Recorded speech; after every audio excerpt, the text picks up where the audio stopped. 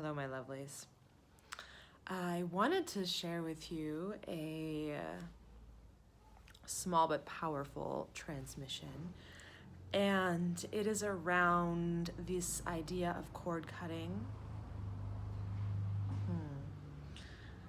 So I want to talk a little bit about a different way of looking at cord cutting, and I think it's really important because in the traditional teachings around cord cutting, and if you don't know what I'm talking about, I'll give you just a brief explanation of what is traditionally being taught. And again, this is not, saying that there's anything wrong with this, but I feel like there are some other components that can actually really help support the process that we haven't talked about. So that's what I really wanted to touch on. But before I get into that, I just wanted to give everyone a basis of what I mean by cord cutting, just in case we're not on the same page with the language. So cord cutting is a tool, a technique, spiritual, energetic, kind of a cleansing, and it's a way of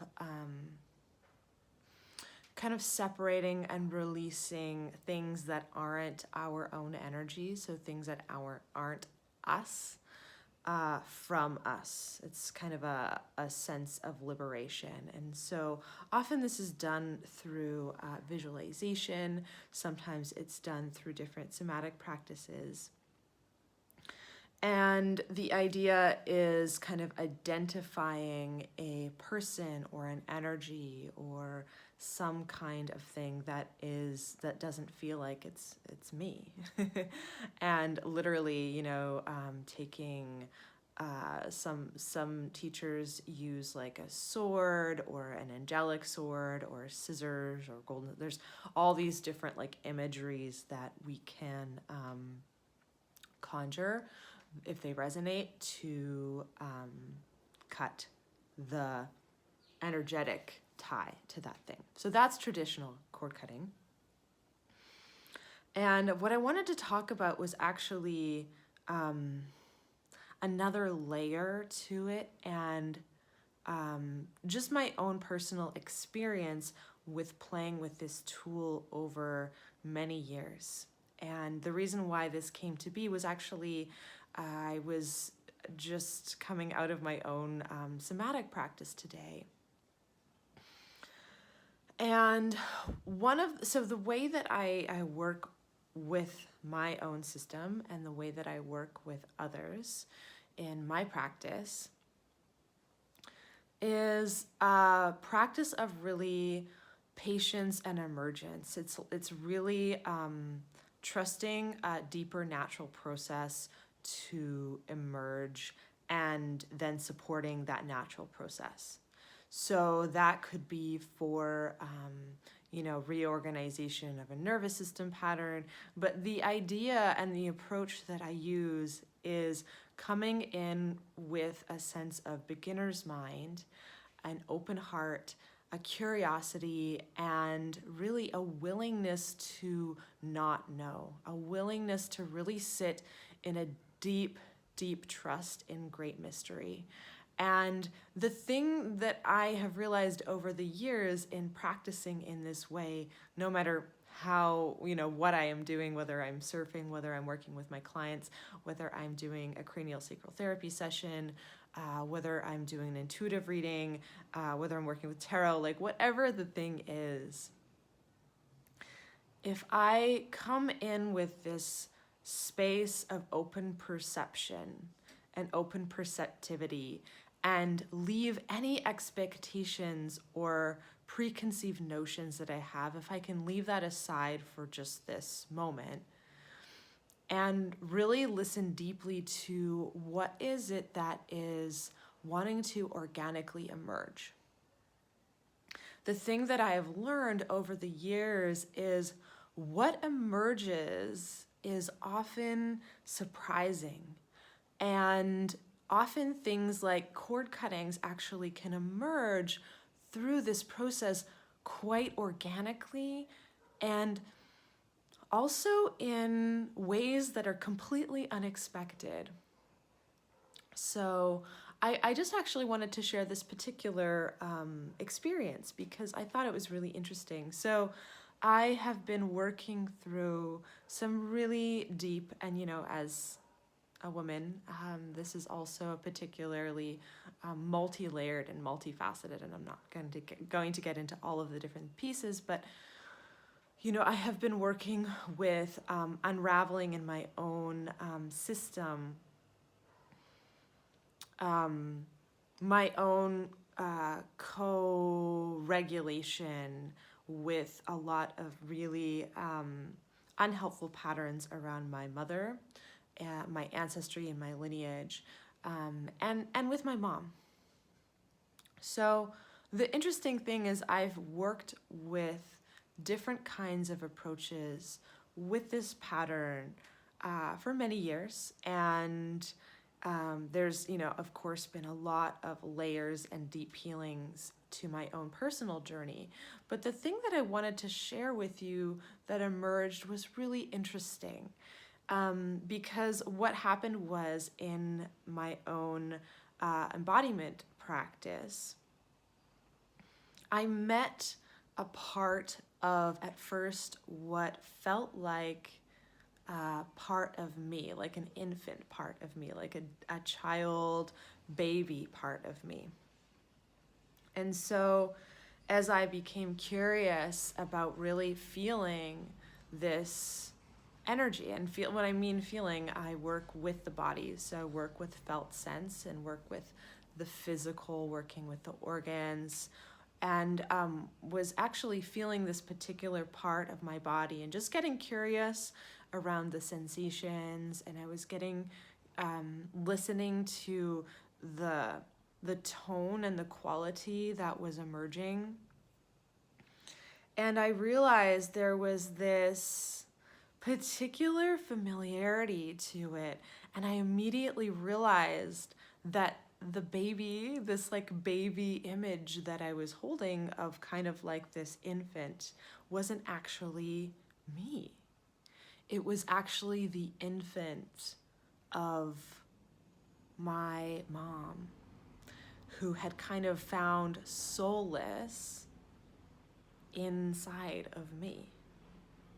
And I had been holding this without really realizing that I had been holding this energy. And of course, in this kind of space that I had created in conversation and really deep, deep tenderness with her, I realized I needed to return her home, right? Like it's like if you have someone else, a part of someone else's soul in your body, in your being, that you have been maybe holding and caring for, this is not the time to like jettison them suddenly out of your system, right? So it's like, imagine, it's like if you're holding your friends, your sister's infant, when you return them back to their mother or their father, when you return them back to the parents, the home that they belong to, you do it tenderly and you do it with love and with compassion. And so the moment I kind of recognized that the thing that I haven't been, that this being that I've been holding is actually not me, right? I realized, and I called upon, Sophia, the great mother, the bigger life force mother that holds us all, that I have my own relationship with, and my own inner mother, the part of me, the Jenn mother, who cares for and nurtures my own inner children. And I called upon them for support to help return this soul back to her home. And there was a natural unraveling. I could feel the whole thing moving actually through my whole body, through my whole being. And it was both tender and also gave me this new appreciation, compassion, and awareness of my own mother and her own process. And the part of her that felt that it really wasn't safe to hold that tender part of her in her own being. So there's a couple pieces here that I wanted to talk about. And to me, this is in the same kind of field as a cord cutting. But if you can feel into the flavor and the quality of this experience, it was very much not a jettisoning of or a completion cutting of. There was a returning home to. And also then coming, a clarification. There was this clarification of this soul returning back to her home, and my own soul coming back and then being held again and kind of like returning back into my own space at the same time. I was always there, but then just feeling the clarity of me without the other as well, right? Just feeling the space and the difference in the experience of just being in my own field without sharing my field with another for the moment. So the other piece, other quality that I really wanted to touch on in this experience and sharing this personal experience is there's the piece around the tenderness, and then the second component is there's the piece around the organic emergence. So this is not something that I did not go into this practice with the intention of like excavating the stuff that was not me. I did not go with the intention of jettisoning other energies or entities outside of my body. This wasn't a practice that I went into thinking, okay, I'm going to do a cord cutting ritual, right? So the piece around this though, so the reason why I wanted to touch upon the subtle and compassionate quality around this, as well as the organic emergence around this, is because I think it's important to remember that when we are working with something maybe that we've been working with for a long, long time, maybe it's a pattern we have been holding in our own system that is a lifelong piece of our experience here, that we have the capacity to be compassionate and curious in the same way that it is so vital to be able to hold ourselves in that space of beginner's mind and without expectations. That energy and that holding allows for such great emergence to occur, such great opportunity for us to learn and to free ourselves, and without the expectation, right? It's the when you allow the child to just finger paint in however which way they want to express the thing, the painting that comes out is completely often unexpected, and unexpected in often like a really positive light. Like often the things that emerge are things that we didn't think were possible or didn't even really understand were even even conceptually a possibility. So we really open the doors to allowing spirit to actually help guide us. This is the process of trust, and this is the process of active surrender. And the other piece that I really want to talk about is when we allow this process to be an organic emergence, we are less likely to repeat the cycle. Because this isn't a place of trying and effort and getting rid of something. It's not just about like cleaning the dust out of your house constantly. It's actually about giving our systems the opportunity to like close the door of the source of all of the dust that's coming in to begin with. And not in a way that is harsh and rigid, but in a way that's actually opening us up to possibility and opportunity and innovation. So then our natural state really is a natural state of innovation. This actually is how we learn. It's how our bodies were developed. If you study embryology, it's how our bodies and systems came to be, through following this organic impulse of intelligence and trusting that,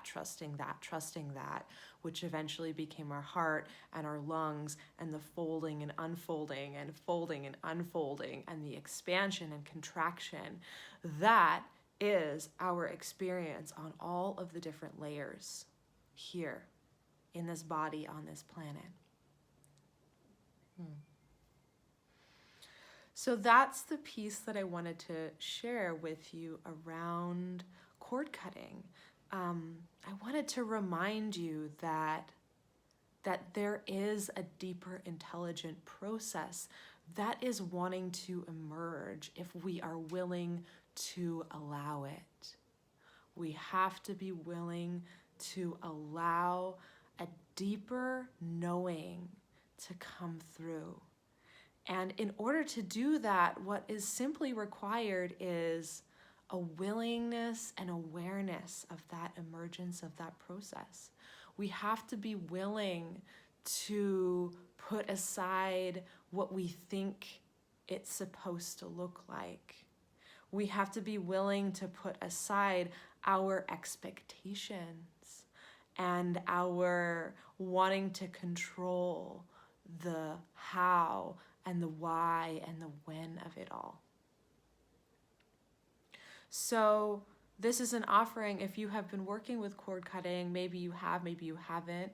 Maybe you have and you feel like you are in kind of a repetition cycle of a process like cord cutting or any kind of healing process. If you're feeling kind of like stuck in a rut of repeat, this is a really wonderful place to actually come back to, is to remind yourself to trust the deeper process, that it's okay to let go of your efforting, it's okay to let go of your expectations, and it's okay to allow for the emergence that naturally wants to come through, because that emergence, that's you. That's what we refer to as your higher self. That is your soul. That is your biggest, most truest, most authentic, clearest, and aligned expression of you. So that is getting out of our own way, in a sense. All right, my dears, I hope that was helpful and hopeful. If you enjoy this, please, I invite you to support this work. Let me know below what your own experience is of cord cutting, of these, maybe you are experiencing like these repetitious cycles, and let me know if this is helpful. Let me know if you decide to play with these concepts in your own practice and in your own life, and let me know what that looks and feels like for you. All right, my dears.